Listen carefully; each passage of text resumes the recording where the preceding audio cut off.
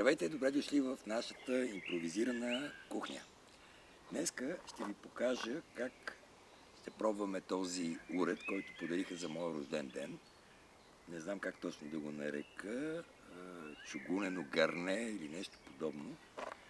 Но имам големи очаквания за него и предполагам, че гозбата ще стане доста вкусна. Този уред работи по някакъв такъв начин, така се отваря. Вътре се слага съответно каквото желаете да готвите. Това е дръжката. Още не съм свикнал много да го ползвам. Леко затягате и така може да дигате. Сравнително тежък е, така че предполагам, че е направен предимно за мъже да го ползват.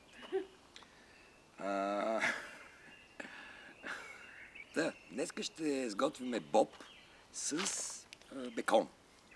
Аз съм малко класик, обичам боба да е сравнително гъст и много богат с различни работи. Сега тук съм купил някакъв гювеч, който възнамерявам да сложа. Да, също така обичам да импровизирам. Доматено пюре. Парадоксално е, че вносните италиански или не знам какви са пюрета са доста по-евтини от българските. Моркови, които ще нарежа на едро, защото част от семейството не обича моркови, за да може по-лесно да ги избягват. Лук, червен пипер и олио. Да, всичко това ще сготвиме на огнището отзад, на естествен огън и предполагам, че за около 3-4 часа ще бъде готово. Междувременно ние ще се вземем с малко строителни неща и се надяваме за вечеря да е вкусно. Да не го прегориме, защото имахме и такъв случай. Това е уреда доста тежък. Тук отбивате тези неща. Така. Маха се. Капака. Значи има къщичка с сърчица, което означава щастливо семейство. Значи, ако имате такова нещо, семейството ще бъде щастливо. И ето, тук правихме едни картофи, малко загоряха.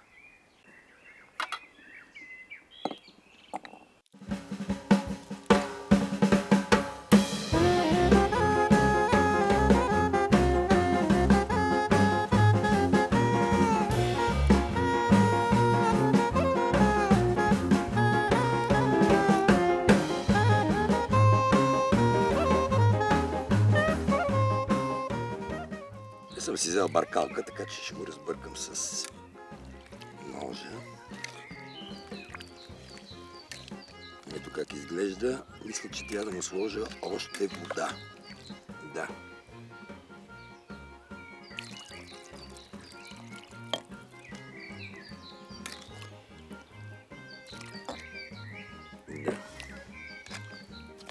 Като гледам, ще може да си ядеме поне 2 дни. Какво мислиш, Джейкъб? Слагаме капака.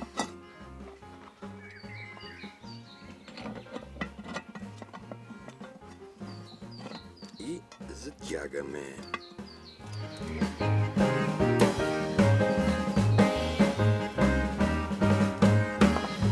Сега мисля, че първо ще е по-добре да запалиме огъня. Ето тук ще го...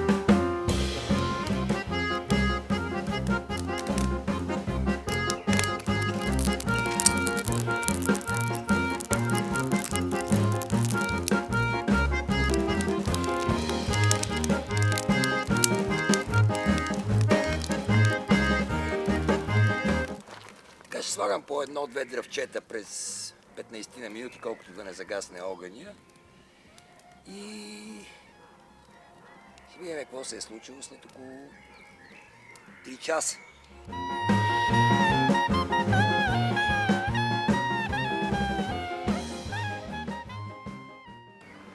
Добре, мисля, че около 3 часа минаха и тъй като нямаме много опит с този уред, ще извадя да видя какво се е случило. Това е един от проблемите, че е малко тежко. Малко ми е притеснено, какво се е получило. изглежда доста добре. Мисля да му сложа малко вода още. И не знам защо не стана така достатъчно червен. Аз обичам боба да е по-червен. Може да му сложа малко още червен пипер. Но сега ще го пробваме.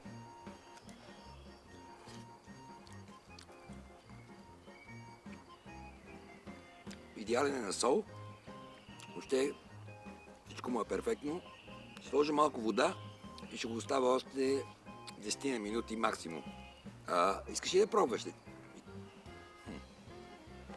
No, but it's good. It's not like it's unsalted. Пристъпиме към сипването на храната. О, вижте. Тази чиния може би не е най-подходяща, защото е цветна и няма да може да видите какъв красив цвят има боба. Това ще бъде за яко. Ето сега тук ще ви покажа по-добре.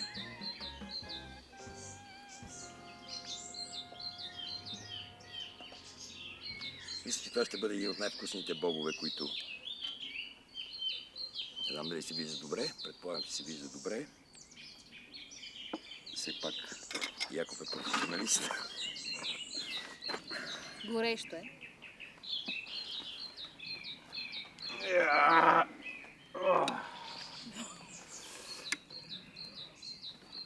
Много е вкусно. Ох, има пари.